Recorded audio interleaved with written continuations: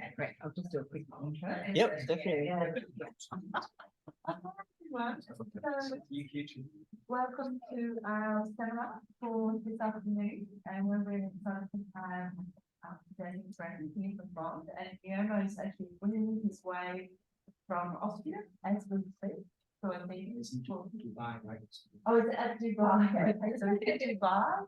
And so in future seminars, Guillermo, I think we'll be here in person, so that'll be nice. But anyway, it's great to have Daniel here. I think you've given a talk here before. So Daniel is at Bond University, where he teaches into the core courses there, and he's published a couple of books. One is on the philosophy of Absalom Absalom, political philosophy of Absalom Absalom, and another book on the philosophy of surfing. So he's got very diverse interest in philosophy. And today he's going to talk to us about Hannah Arendt as a reader of William Faulkner. It's very exciting. Cool. Thank you. Thank you. I was just trying to think when the first time I came to this room actually for a Friday seminar at UQ, and I think it was 14 years ago, to see Max Deutscher give a talk on Jan Patočka, and I just started my PhD on Hubble and needed an entrance. It was the most serendipitous thing, and then he ended up being the examiner of my PhD, and I kind of really like this room, even though I haven't come that often.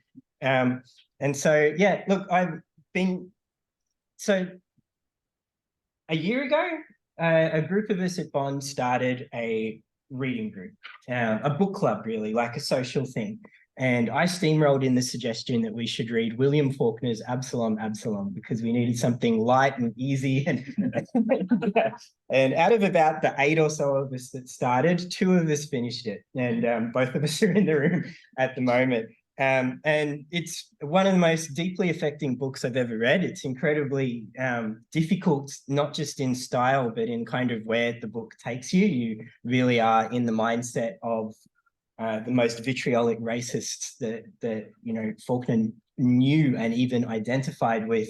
And it's not like it's not presenting them with glory, and it's not demonizing either. Like, it's just too difficult to say very quickly what Faulkner is. But something kind of really played out for me in that I've been reading a lot of Hannah Arendt, and I found that Faulkner was somebody that she references kind of sporadically, but in a way that I found really interesting. Like, where is she using him, and what is Faulkner's literature kind of doing in her thinking? So that's kind of the origin of this this paper. I just wonder, before I begin, kind of more generally, are people familiar with William Faulkner's fiction, the way that he writes and presents fiction? So I'll talk maybe a little bit about that, and then I'm guessing that it would be worthwhile. The specific text that Arendt reads and quotes in the first edition of the Origins of Totalitarianism is a book called Intruder in the Dust, which was really popular and very critically well received when it came out, and has since been kind of put as to one of the medium levels of Faulkner's novels. Like, it's not considered one of the greats, but it was when Arendt was reading it. It was one of the ones cited in the Nobel, kind of the body of work that got him that. So Faulkner's a modernist. He's a stream of consciousness is really his style. He presents these very fragmented stories where a narrative is only revealed through the many musings of all of the characters who kind of have some kind of eye on what's happening, and all of their accounts are, in a sense, so they're occasionally contradictory. They're full of self-servingness. They remember things badly, and in a sense, that's the way that the truth of the South, or this fictional town that Faulkner depicts, emerges. He's created this incredible world, this one little region, this county, and any of the stories that take place in the South take place in this county. And so you can actually track the history of all of the characters in these stories throughout, as they appear in the short stories, and there are over 100 of them. and all of the novels. There's a kind of like a Marvel universe in a sense of Faulkner. The specific novel Intruder in the Dust is actually a crime fiction. It's a mystery novel, and it's one of the easiest Faulkner novels to kind of read. It's still difficult, but it's not like Absalom Absalom. Intruder in the Dust, the main character is this boy, Charles. He's a young man throughout most of the action. But when Charles, his uncle is a lawyer, very well to do in the community, and he gets to go on a hunting trip where, there are some black kids are the servants who are kind of helping on the hunting trip. It's very much a class divided thing, and he falls into an icy river. He is trying to get out of the river, and all of the other young white boys with him are trying to help him out of the river. And suddenly there's this big, imposing, looming black man, Lucas, who says, let him get up on his own. And we get a sense of this honor code that's going to permeate the rest of the novel. Lucas picks up Charles, takes him back to his own house, dries his clothes, feeds him from his own meager plate, and Charles feels that he's in debt to this person who's helped him out. And he doesn't like that because there's a racial divide between them, white and black. And Charles tries to pay Lucas for the service that he's done, and Lucas won't take the money. And so a decade later, Charles can't stop thinking about this debt that he owes Lucas. And nobody in the town likes Lucas because he doesn't act like the slur that is attributed to him is supposed to act. He's got his own high and mighty independent ways, and none of the white people in the town like this. And Lucas is accused of murdering a white man. So he's in the jail, and the only reason that he's not immediately being lynched is that it's Sunday. And they're going to wait until the next day, and then they're going to sit outside the courthouse, and they're all drinking, and they're in a barbershop at the start. And Faulkner famously gives a voice, a conscious voice, to the lynch mob, to the forming lynch mob in this novel. It's really kind of confronting. Charles, to kind of, out of his sense of this debt, goes to visit Lucas and says, what happened? And Lucas won't speak. He won't say, I did or I didn't do it. He says, do me a favor, go look at the body, I'll pay you. And Charles acts on this. All right, I'll pay off this debt. I'll go find the body of the person I'm supposed to have killed.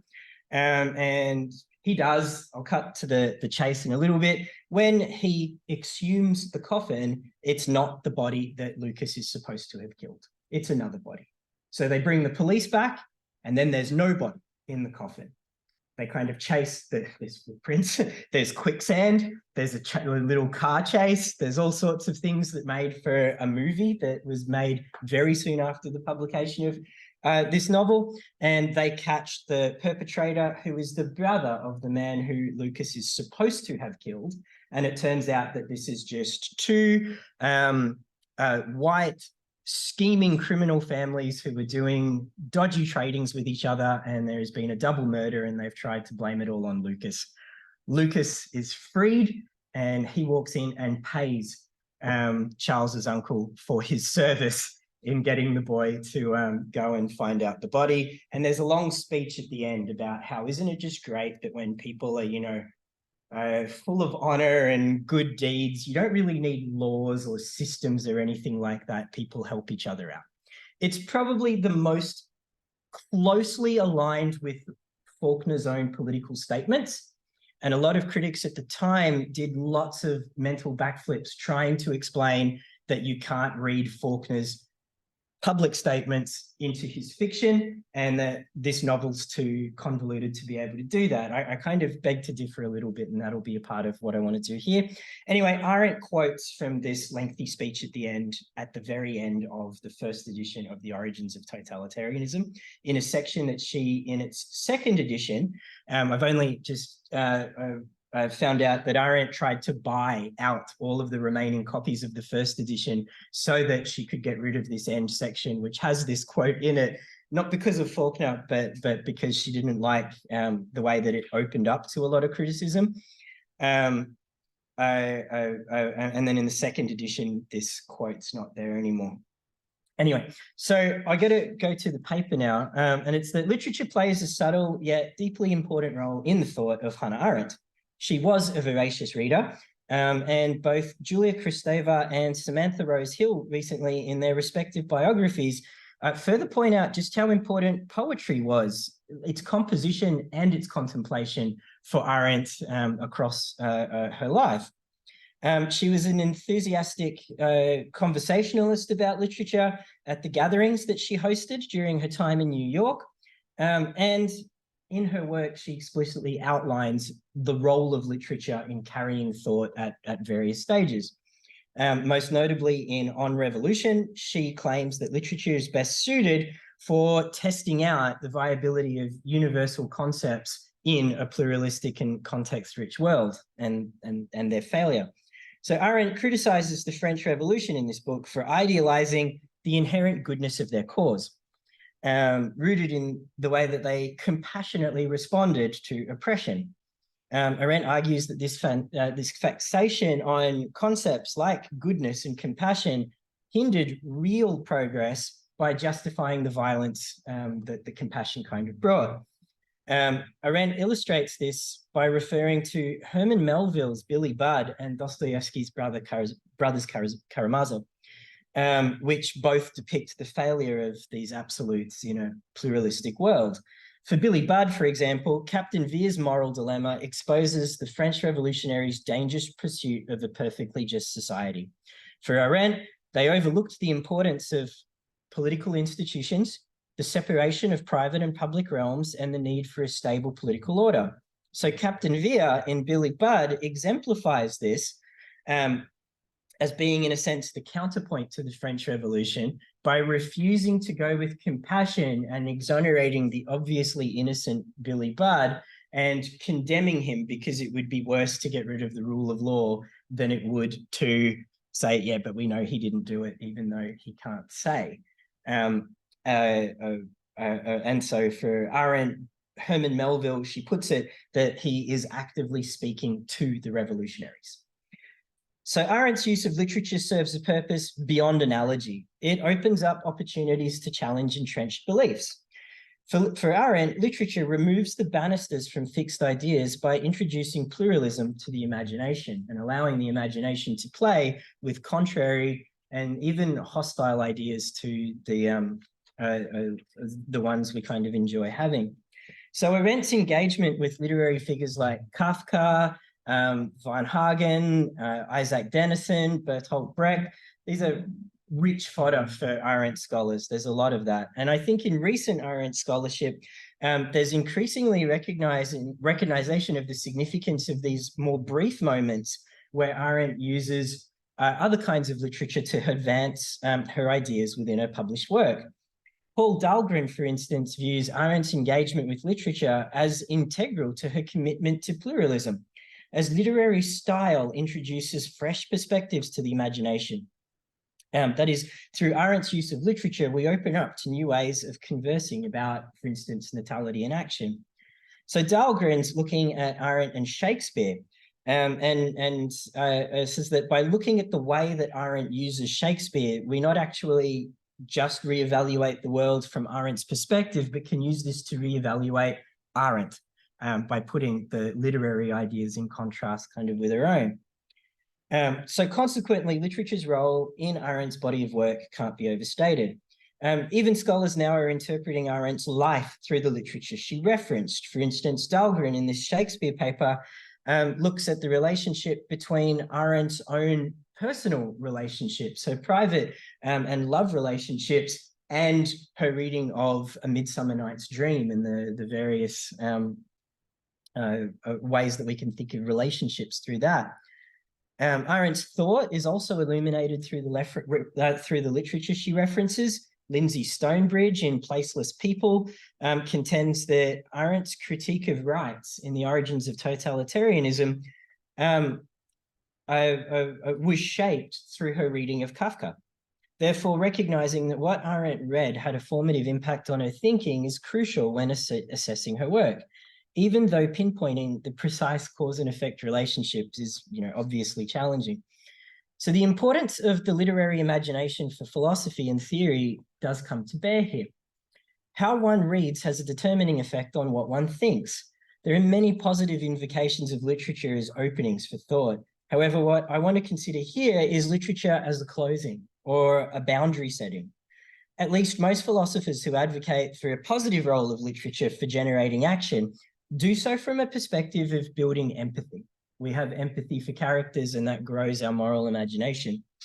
There is a quite established critique of, a naive empathy here, which Arendt might agree with, but the fact is that Arendt's use of literature in her thinking and writing is never about having an empathetic relationship to characters in fiction. That's not what she's reading books for. Such compassion, as we've looked at, has no place in action. This is not to reject the idea that literature is an opening for thought, nor is it to say that literature doesn't aid in the pluralist project. Instead, we want to add a careful nuance to the debate by considering the role and dispositions of the reader, not the text, for engaging with contrary ideas in literature. I'm thinking through this question following along with the critique of philosophical imaginaries provided by Michel Ledouf, specifically the images philosophers use to describe philosophical arguments set limits and internal boundaries to those ideas. The closed-off nature produced in such imaginaries prevents the incorporation of alternative viewpoints or the consideration of diverse perspectives. It restricts the possibilities for critical engagement and intellectual exchange, and furthermore, the possibilities for progress that one can imagine within a specific imaginary are also constrained by the limits of that imaginary. For Arendt, a thinker ultimately concerned with resisting closed-off thought, removing banisters from our thinking, it is hence a vital question to consider whether her own reading ever did close off thought. We can further ask, to what extent can literature close off plurality, or more basely, what if a poet's wrong? It's an important question to counterpose to Arendt's claim and the uses of literature to aid thought in thinking the world anew. To attempt an answer to this question, we will explore Arendt's reference to William Faulkner, to one single character. I don't want to say that Arendt's use of literature is wrong, but to say that the task of thinking and using literature to do thinking entails a kind of requirement of a certain rigor and a continual rethinking as well. The specific text referenced by Arendt from Faulkner is Intruder in the Dust. The claim here is that this reference speaks volumes about the extent to which Faulkner's literary style matches Arendt's own understanding of race relations in the US. Consequently, this analysis not only delves into Arendt's literary imagination, but also contributes to the growing scholarly discourse on Arendt's perspectives on race, and especially around her comments on Little Rock. Support for this reading of Arendt's thought in conjunction with Faulkner comes from a lot of research indicating that Arendt expressed her admiration for Faulkner's fiction in many letters, writing back to Europe, that if you're not reading this guy, you have to now. At salon gatherings and within the intellectual milieu she engaged with. Richard King, in his Arendt in America, asserts that Arendt employed Faulkner's writings to develop her political insights. He emphasizes that in Faulkner, she found a writer who grasped how recounting the past was a way of coming to terms with it, and how memorialization, a key feature of Faulkner's fiction, plays a central role in that process. Furthermore, we have accounts from individuals who knew and loved Hannah Arendt, such as Alfred Kazin, who attended the gatherings that were hosted by Arendt and her husband, Heinrich Blücher, highlighting Arendt's very enthusiastic and lengthy lectures to American literary scholars and novelists about Faulkner's importance. Apparently, Saul Bellow complained more than once about the audacity of being lectured to about Faulkner by someone from Königsberg.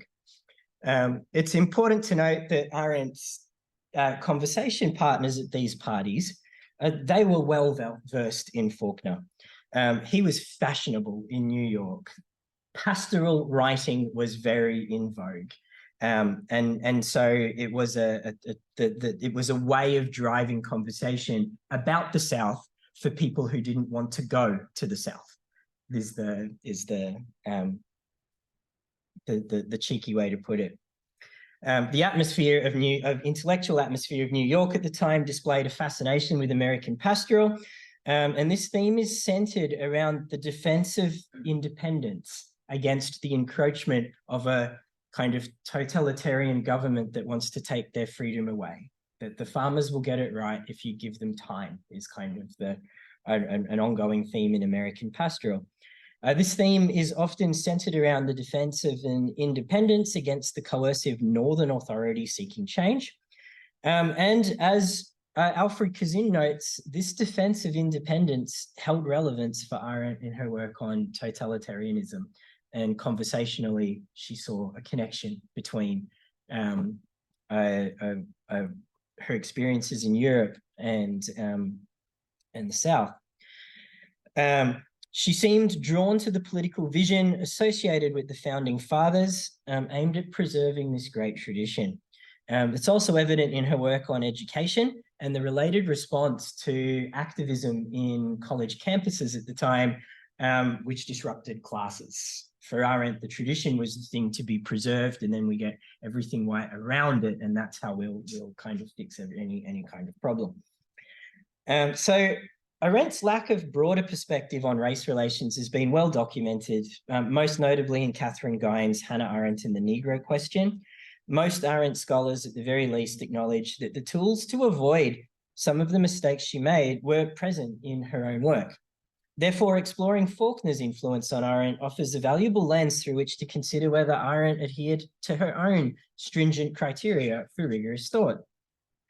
Arendt's views on American constitutionalism have often been critiqued for their romanticism, and her portrayals of America can be seen through an exceptionalist lens. This doesn't mean that she was oblivious to political shortcomings in America. Her essays in Crises of the Republic reveal her deep concern for safeguarding individual agency in the face of widespread public deceit, the efficacy of civil disobedience, the role of action in averting violence. You know, these concerns underscore a deep commitment to steering American politics away from threats that would undermine freedom. However, it's evident that despite her profound worries about preserving the capacity for action, her faith in the American Revolution led her to misjudge the more intricate reality about whose freedom or how that freedom could be acted on. As Richard King notes, when Arendt questioned the federal imposition on segregation, she displayed little knowledge of American history and constitutional interpretation, not to mention the fact that she imposed the experiences of Jews in Germany upon quite different struggles of Black Southerners with racial segregation. For King, Arendt never found an adequate way to discuss race in America, and he suggests a part of this is because the intellectual circle she participated in didn't either. There is an interesting connection that's really hard to follow up too much, but the Caribbean multi-talented CLR James was an avid reader of Arendt, and there is a suggestion that they met at some point this through mutual circles. There's no record of it, but James talks as if he knew, and does so in a way that's both very what's the word? He loves her ideas and wishes she did more. You know, like you can see that it's not perfect, but wow. So that's something I'd love to chase up sometime. But anyway, many intellectuals discovered in Faulkner's fiction a vivid realm in which they could analyze and discuss American politics. The literary critic Peter Schmidt highlights the widespread popularity of plantation fiction at the time, noting that it infused American exceptionalism with a new vigor, framing trials and tribulations as tests to reaffirm God's favor and America's unique role in world history. You know, famously, Gone with the Wind was published in the same year as Absalom Absalom, and Faulkner never got over the fact that his wasn't more popular than that. But that's a glowing example, I think, of that kind of popularity of this plantation fiction, where, you know, even the the losers, in a sense, are still the victors in a moral victory or something. Arendt was evidently among those intellectuals who found resonance in Faulkner's ideas, particularly concerning the relationship between the past and the present. She often quoted Faulkner's most quoted line that the past is never the past isn't dead, it's not even past. And the role of the narrative in constructing identity and the significance of memorializing historical figures. She's worried about totalitarianism trying to erase history in a sense, and Faulkner kind of she has a wonderful little passage on Faulkner and the unknown soldier in The Human Condition, and I think it's this little leap to memorialization. Faulkner's prose, marked by their modernist style, offer to kind of wax lyrical. It's a reading experience like few others. Like there aren't many writers who do what Faulkner's done, especially in modernism. His unique style, while challenging, offers readers profound and multifaceted insights into the mindset of the white Southern population. Arendt possibly discovered a kindred spirit in Faulkner to the extent that as a reader who focuses on style, she identified in Faulkner's prose a world-building process that's quite complementary to her own phenomenological approach. There is, at the very least, as I'll explain later, a very interesting connection stylistically between German Romanticism, an aesthetic movement that Arendt had great admiration for, and Faulkner's style, in a way that's very complementary to Arendt's approach to philosophy. The argument presented here suggests that Faulkner's style, beyond its content, though, does impose certain limits on thinking if it's used as the way to understand a situation. The specific reference to Intruder in the Dust is at the end of The Origins of Totalitarianism, and I'm just going to quote it. Arendt's describing two possible attitudes that one can take to the givenness or the thrownness of the world. Either we respond with gratitude, recognizing the rhyme and reason of the world we've been born into, or nihilistically, resenting that we're not the creator of the universe and that any kind of natality has to come from dealing with the lot that we've been dealt and making something out of that.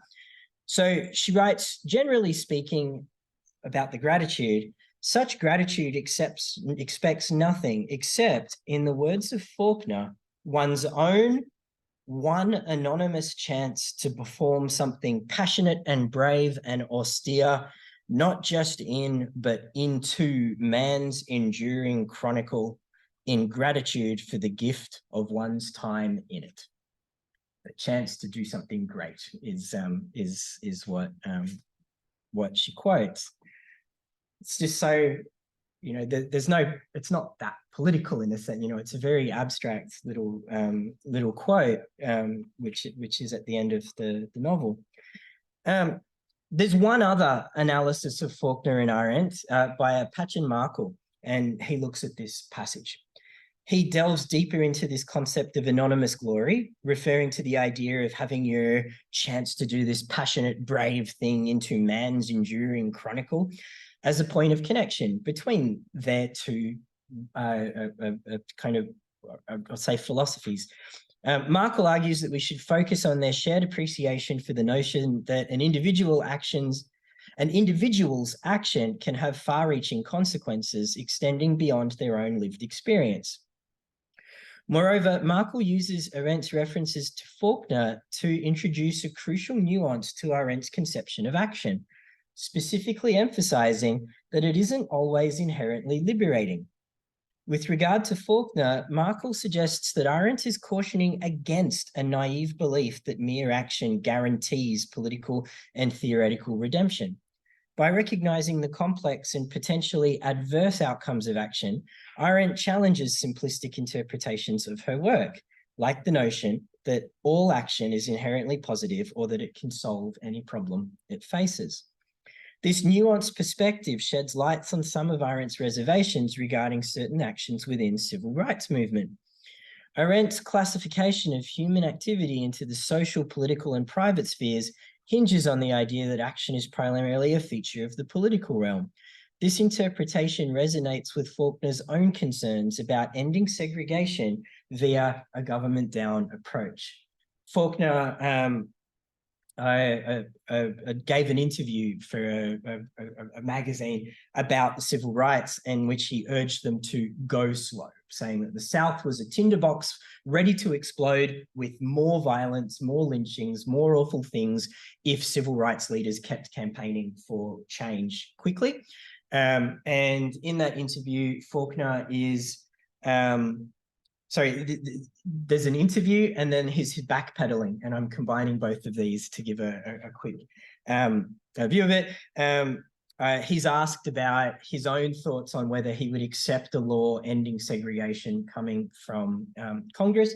And Faulkner said if he had to choose between Mississippi or his country, he would choose Mississippi, even if that meant taking arms against Black protesters in the streets. He walked back on that later and said, it's not a great walking back though. He said that those are not the comments that a sober person would make.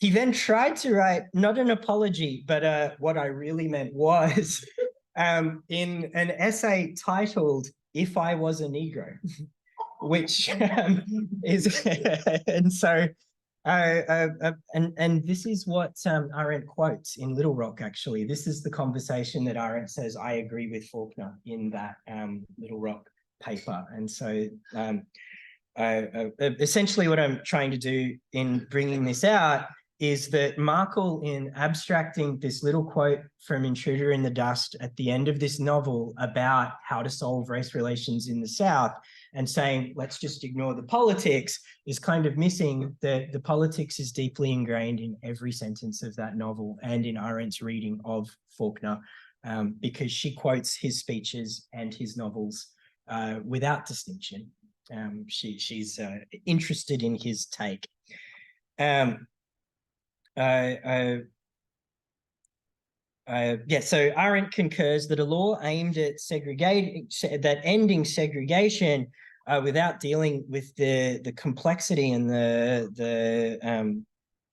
the context of the South can be oppressive as a law enforcing it. Faulkner elaborated on these ideas in that essay, very problematically titled. The magazine later retitled it as A Letter to the Leaders of the Negro Race. The criticism directed at Arendt from many places is suggesting that she's uncritically transposing the experience of Jews in the Weimar Republic onto the experience of Black Southerners, and it mirrors directly Faulkner's advice to proceed cautiously and not overly advocate for civil rights, as if he were a Black Southerner. Now, even the critics who are most glowing at the time that Faulkner was writing this and Arendt was reading him, Irving Howe, for instance, one of the great New York critics who was probably the loudest voice criticizing Eichmann when it came out, has this book about how brilliant Faulkner is, except for this little chapter about, but he doesn't actually get the race bit very well. Like nobody was at the time saying that Faulkner's depiction of Black consciousness was as well fleshed out as he did for white consciousness, with one exception, Lucas Beauchamp, the main character of Intruder in the Dust. And I'll get to that in a second because it's not as simple as good job Faulkner on that front. So Markle's sidestepping the issue of race, focusing on the specific passage of Faulkner's, I think that we need to look at the book more closely to see where this quote fits and what Arendt was reading around it. So Intruder in the Dust is at once a crime novel and a Bildungsroman. The Black farmer, Lucas Beauchamp, who has the ire of the town's white citizens for his refusal to act in a manner that white people expected him to act, has been arrested for murder. His guilt is assumed. The presumption of guilt is due to his race, and the local townspeople have gathered at a barbershop as a group that will become the mob that intends to lynch him. They're just waiting for the call from the family of the deceased, who at the end, it seems that the reason they were so observant of Sunday is they knew that actually it was one of theirs who'd done the double murder. Anyway, Faulkner describes the individual of that proto-mob as, and I'll quote Faulkner here, the young man or man under 40, bachelors, the homeless who had the Saturday and Sunday baths in the barbershop, truck drivers and garage hands, the oiler from the cotton gin, a soda jerker from the drugstore, and the ones who could be seen all week long in or around the pool hall, who did nothing at all that anybody knew, who owned automobiles and spent money nobody really knew how they earned on weekends in Memphis or New Orleans brothels. The men who his uncle said were in every southern town, who never really led mobs or even instigated them, but were always the nucleus of them. Faulkner's description of the banal mob's membership, defined by their jobs and spending habits, is further illustrated as a collection of voices with no distinction between them. You can't tell who's talking. One assumes there are different voices, but it's only because the separate lines give that hint. The following words could be uttered by anyone in the group. A N-word murderer, who in this county or state's going to help protect someone that shoots white men in the back, or the South either. For Arendt, as attuned as she is to who has a voice in public spaces, remembering that the tragedy for Billy Budd was not that he was falsely convicted, but that he did not have a voice to defend himself, the giving a voice to the mob should be seen as a problematic part of the novel. Lucas has none, and the lynch mob do. Perhaps Arendt saw in the way that Faulkner seems to lampoon, as tenderly as one can lampoon, where am I?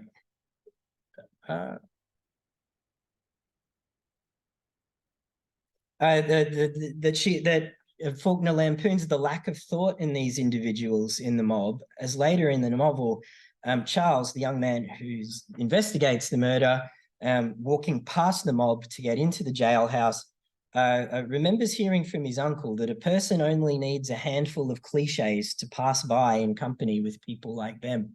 Maybe it's not a voice, maybe it's just words, maybe it's or just noise. So their speech is composed of cliche and bias. It's not their speech that reveals pluralism to the world. Anyway, the answer to the question of who could help is not lawyers or the police. They're present in the town, but Faulkner makes fun of them too. All of the individuals whose job it is to keep Lucas safe are very vocal that when the mob comes, they're going to go home and have their dinner. That there's no reason to risk their lives to save a murderer. Faulkner describes the sheriff of the town as a man who's capable of getting elected and not much else. He would fill the police with his cousins and in-laws who had failed at every other means of employment.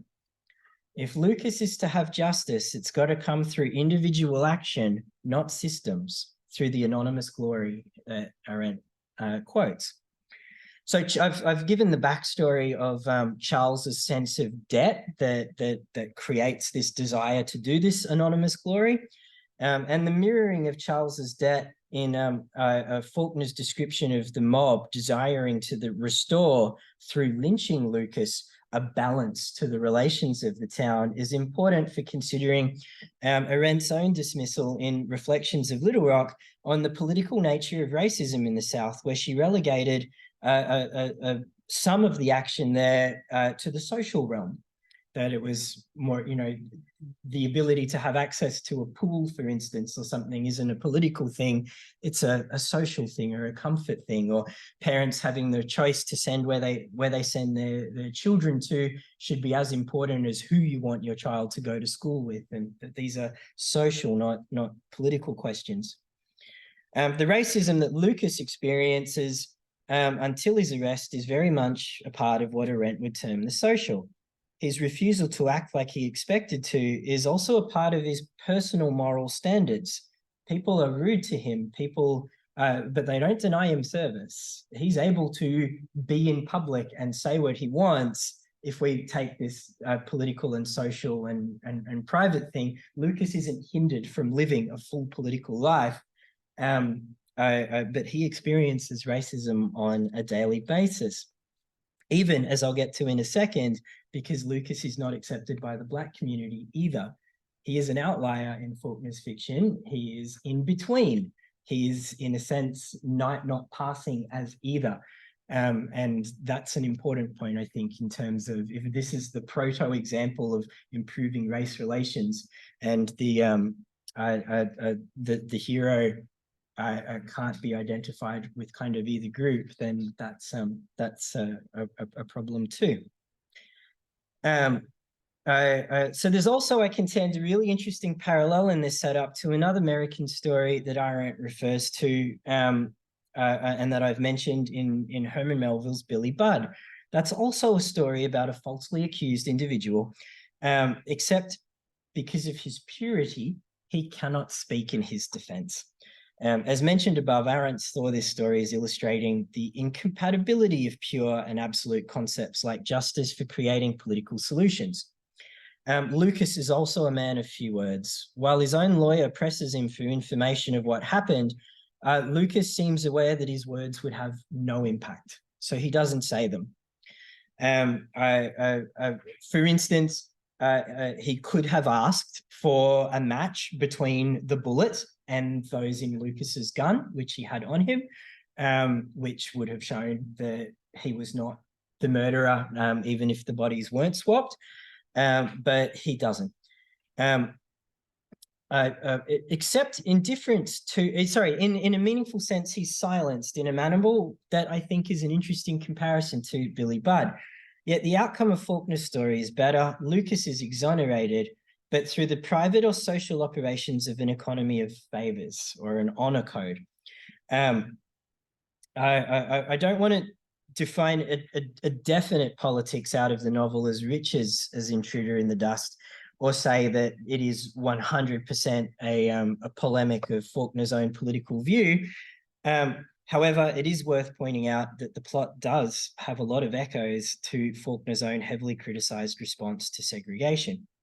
If there is progress, Faulkner's novel suggests, it will not come through the abandonment of law and order, but from the gradual recognition by white Southerners that Black people are human. And that recognition comes through the upstanding behavior of Black individuals and their assimilation into Southern virtues. It is the bootstraps argument, is the thing, is what it is. If we consider this depiction of racism in Lucas alongside Faulkner's claim that a federal injunction against segregation would lead to more lynching, then it's clear why Arendt found his work so formative. All right, so I want to now look at Faulkner's style and how it echoes Arendt's thinking in some ways. She is, I've said, an attentive reader of style. She clearly was interested in the way that literary style carries thinking. Kim Maslin, for example, in describing Arendt's interest in the style of German Romantic philosophers and her then taking up of that style in her writing of the Rahel van Hagen biography, found in that style a way of understanding and explaining Jewish identity. The attractiveness of Faulkner for Arendt's thought, I think, is clear when we look at three key features of Faulkner's style: the complex family histories of his characters revealed through fragmentary retellings of their history, which is the German Romantic kind of connection in the use of fragmentary writing. The shared celebration of memorialization, keeping moments from the past alive to better understand divisions in the present. And thirdly, Faulkner's use of multiple streams of consciousness have a really good currency for Arendt's understanding of the operations of thought and for the commitment to pluralism. So when Maslin analyzes Arendt and Romanticism and fragments, that this is a style that challenges universal interpretations of history. It does what Arendt wants to do. The telling of a story, Absalom Absalom, for example, is the story of a George Sutpen, a former plantation owner, and his very sordid past, then the novel culminates not with who exactly he was, but why he wanted so badly to be the plantation owner, in a sense. The final chapter of that book is one of the most, like one of the greatest moments of reading I think I've found, in terms of the oh my God moments. And you don't get it through this, then this, then this, then this, then this. It is layer upon layer of lies and rumor and contradictions. And the final aha moment is very, very worth pursuing, as long as one then doesn't put it down and say, now I know the South. The ambiguities of fragments allow for the incorporation of irony, another key feature of Romanticism, to put juxtaposed or contrasting ideas and perspectives together, to use different tones and creating ironic effects that challenge traditional narrative or logical coherence.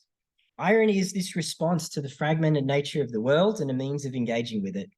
Maslin connects the romantic aesthetic to Arendt's work in a way that shows that this was not just a way of how she chose to form the sentences, but to think the sentences as well.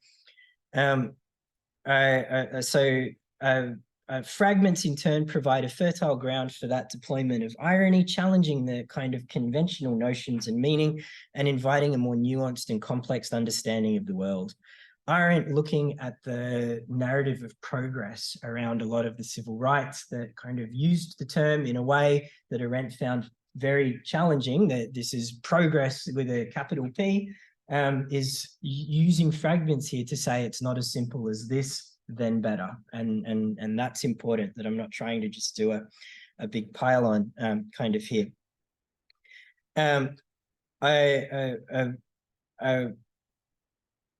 Another author, another literary critic reading Intruder in the Dust tries to defend Faulkner through the use of fragments, showing that the initial unity that this town has, Lucas is the murderer, is unraveled through the introduction of a doubt that reveals that the entire solidity of this community isn't this honor code that Faulkner kind of loved and identified with, but it is the hate-filled lie that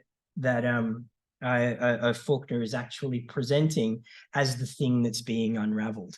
There is some deconstructionist readings of Faulkner that try to say that Faulkner's work actually shows again, I'll use the word, the unraveling of white supremacism.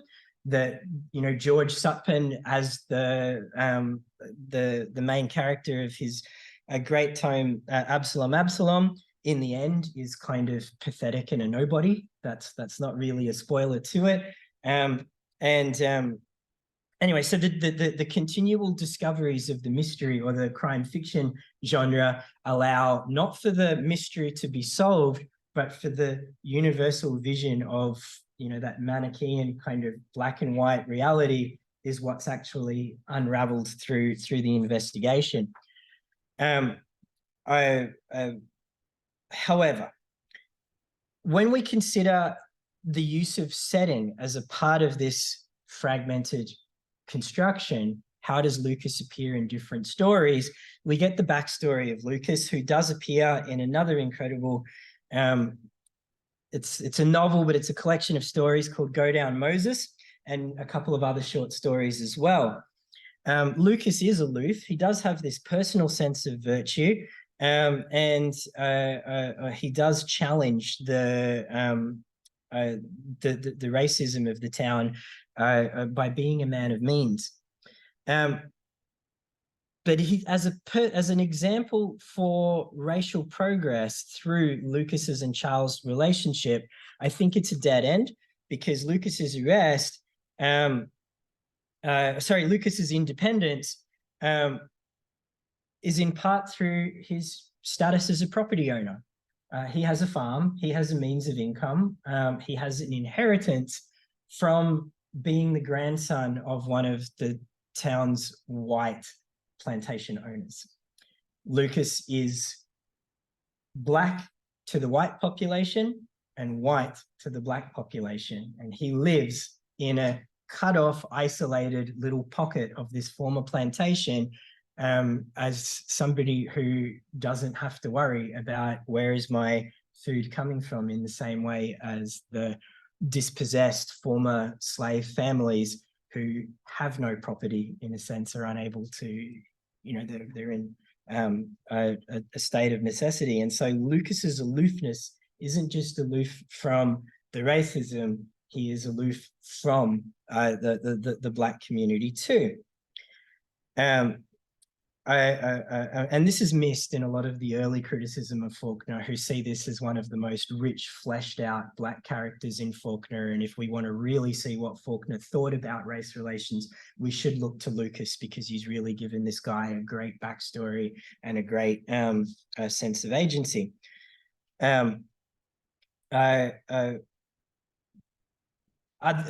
Those same critics do, though, take Faulkner to account for having very one-dimensional Black characters. Even The Sound and the Fury is a novel which has one of the longest stream of consciousnesses in a Black character. It's still very one-dimensional and full of cliches.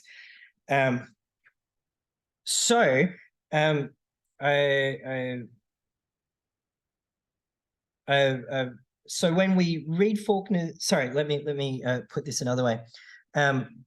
These critics, when they look at Lucas, say that this is a reason why we can't judge Faulkner's politics through his fiction. However, that's exactly what James Baldwin did in an incredible essay about William Faulkner that does not mention that he is an author once. That just says, here are things that Faulkner has said and here are things that Faulkner has done. And it absolutely still gives Faulkner an incredible voice, because he did speak a lot. He did write a lot. He was a prolific letter to the editor writer. And whether he was sober or not, a lot of his opinions kind of were said twice. And so he did drink a lot, though.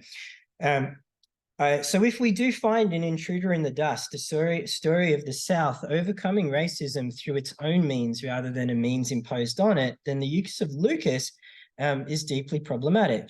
That brings out the second aspect of Faulkner's style that I think has traces in Arendt's commentary on race politics, memorialization. The attempt to wipe out the past is for Arendt an element in all totalitarian societies. A key feature of Faulkner's prose is the complex interplay of past and present. The past are literally ghosts in the present. Even characters have the same name and they're intergenerational, and you can't tell until kind of the end which generation you're looking at, that the past is kind of eternally recurring. There's a brilliant new book on Faulkner's politics called The Saddest Words, and the saddest words are again, again, again. And it's Faulkner is deeply stuck in this moment of, well, in terms of memorialization, the loss of the Civil War. In Intruder in the Dust, there's, in the lead up to the passage that Arendt quotes, we get this very famous little passage. For every Southern boy 14 years old, not once, but whenever he wants it, there is the instant when it's still not yet 2 o'clock on that July afternoon in 1863. The brigades are in position behind the rail fence, the guns are laid and ready in the woods, and the furled flags are already loosened to break out. And Pickett himself, with his long oiled ringlets and his hat in one hand probably, and his sword in the other, looking up the hill, waiting for Longstreet to give the word. And it's all in the balance. It hasn't happened yet. It hasn't even begun yet. It not only hasn't begun yet, but there is still time for it not to begin against that position and those circumstances. It is this fantasy of the Civil War is still going. It is not over. It hasn't started. And the saddest words, I think, and, you know, to summarize a whole book in a couple of sentences, is that Faulkner hates this and loves it at the same time. He can't imagine himself being any different, and he despises that he can't do that at the same time. But he's also unwilling to look for another kind of alternative, that he's stuck in this moment just before the South lose. So the memory of the Civil War defeat pervades every activity of Faulkner's South. Arendt was concerned that the attempt to destroy tradition was a feature of totalitarianism, but I think it's really a fallacy carried through of the undistributed middle. That all totalitarianisms destroy tradition. Civil rights are trying to destroy a tradition, therefore it's totalitarian in essence.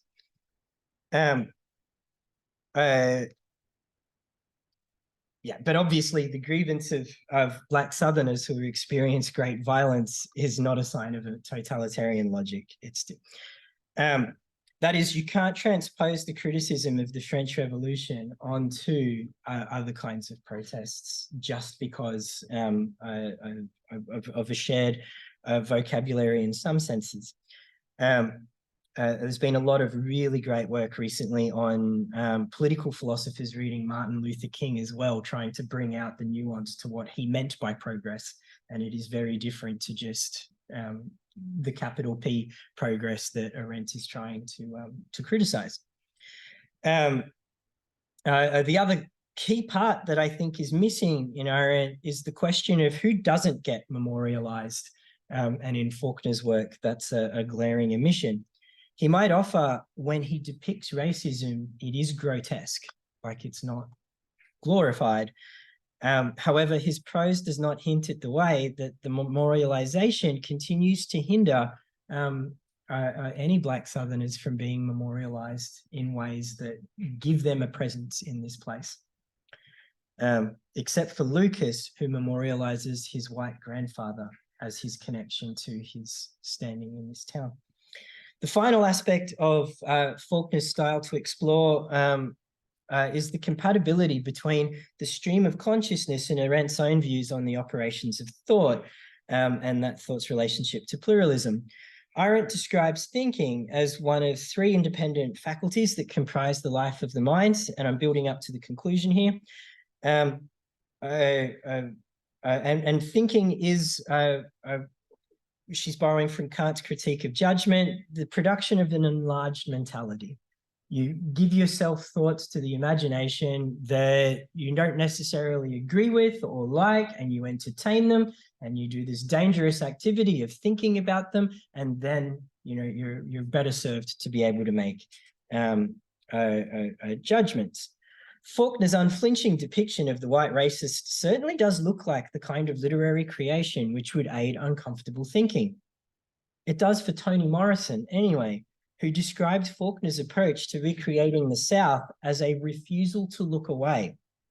That is, Faulkner carries the burden of the South's cruel past, but at the same time, he's beholden to that gaze.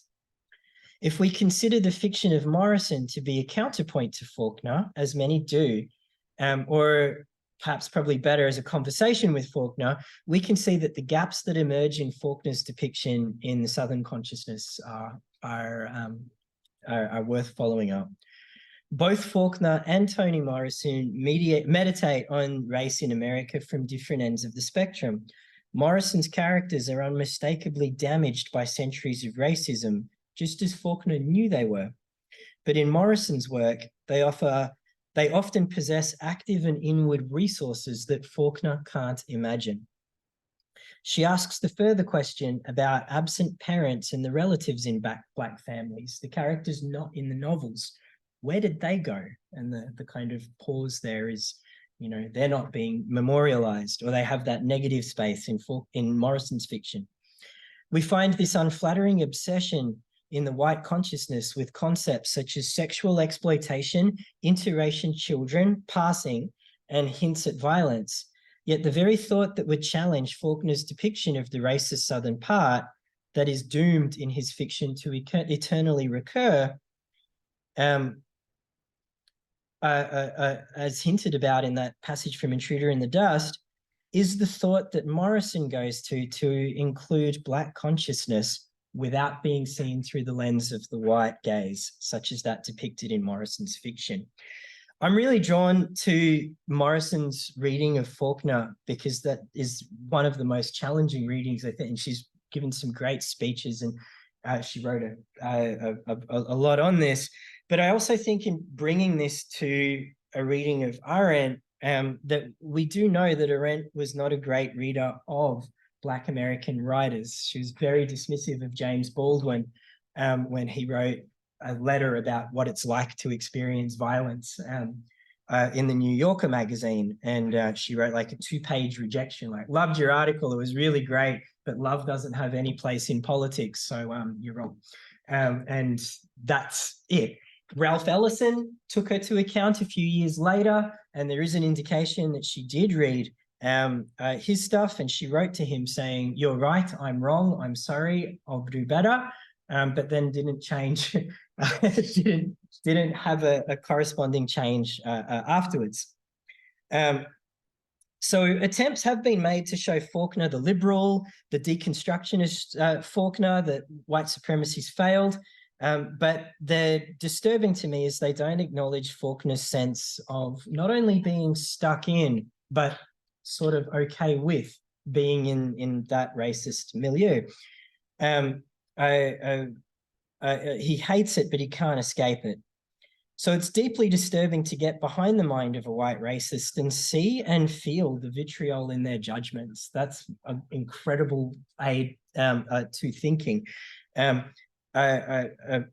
the very first chapter of Intruder in the Dust gives you the experience of Charles seeing Lucas's house and only able to see it through giving everything the N-word at the beginning, the smells, the sights, the furnishings.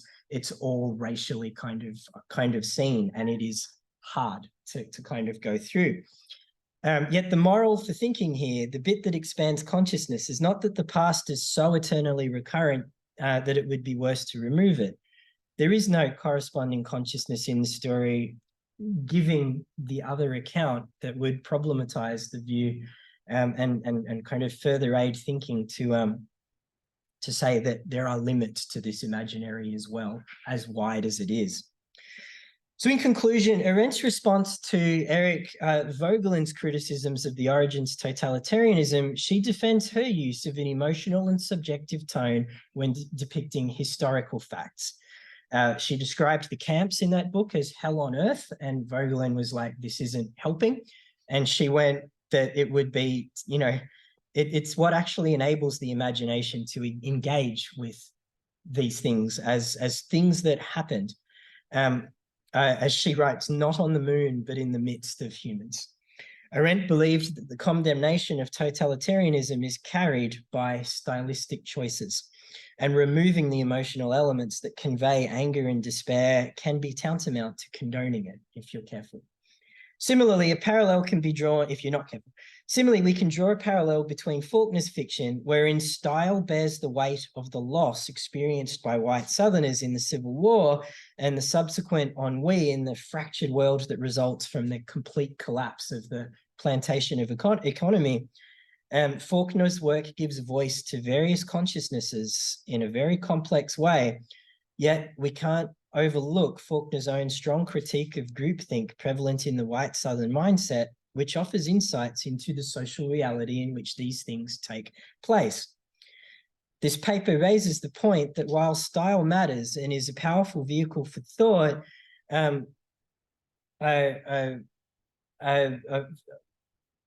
pluralism requires a much greater rigor as well. It seems kind of obvious to me, but I just see in the way that the literary seems to influence these judgments that maybe the obvious needs to be said. Faulkner excels as a modernist chronicler of the shared moments intertwined of the present with history's echoes, but he's not a chronicler of pluralism. His polis is as exclusive as the Athenian model. It's evident I think it's evident that Arendt's call to Faulkner at the end of The Origins of Totalitarianism to make these spaces for anonymous acts of glory is flawed. Arendt perceived Faulkner's modernism as aligning with a phenomenological explanation of pluralism, yet his biases weren't fully addressed in her work. Those excluded from the opportunity to impact the world through anonymous glory actions are numerous, and substantial structural change is needed to rectify this, to give people the chance, if that's the ideal. Arendt's appeal reproduces this problematic binary, suggesting either the South improves independently or it goes down the road to totalitarianism. In the letter from Birmingham jail, Martin Luther King critiques the notion that efforts to reform an unjust legal system are tyrannical. An unjust law is no law at all. Faulkner might agree, but the laws aren't stacked against him in the way they are for King, permitting and obscuring violence against other Black individuals. Faulkner and Arendt's calls for actions despite the law or around it kind of miss how the law, rather than being merely ineffective, can effectively make its own horrors that take away the opportunity of doing anonymous glory. And that's the end of the paper. Thank you. Bye. Yeah. Well, thanks so much. Thanks. We'll just have a short break for like 5 minutes. Thank you. Yeah. Recording now.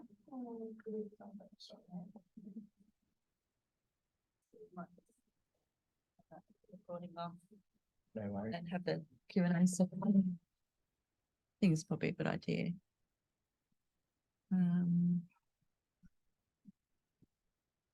Yeah.